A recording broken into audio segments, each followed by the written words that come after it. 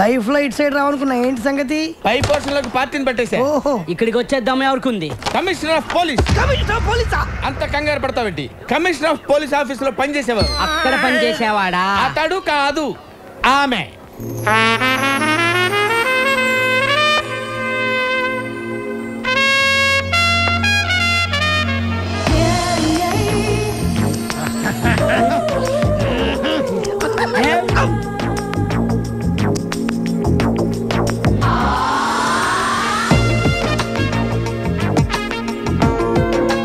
Hello Rama, ఇదేనని చెప్పి వీళ్ళు చూసిరండి.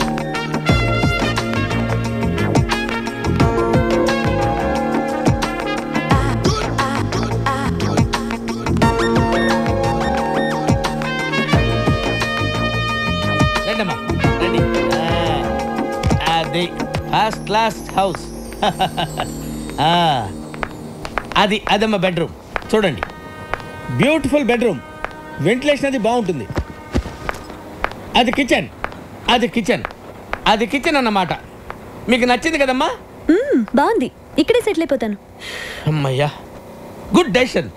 మీ intelligence మీ ఫేస్లోనే తెలిసిపోతుంది. థ్యాంక్స్ అండి. అదేంటో అందరు నన్ను అలాగే అంటారు. అవును, ఇంతకీ కింద పోస్టుల్లో ఎవరుంటారు? అమ్మో, పాయింట్కి వచ్చేసిందిరా. అసలు విషయం చెబితే పారిపోతుందేమో. మళ్ళీ నేను కొత్త బేరం చూసుకోవాలి.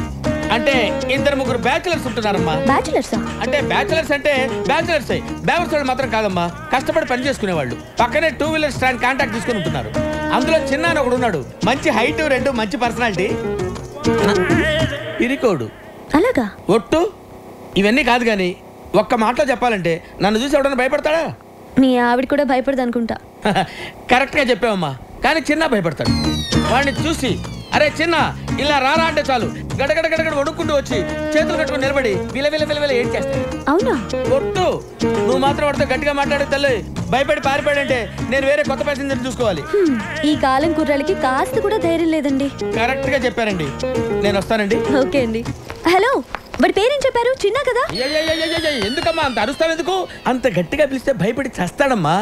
నేను వస్తానమ్మా.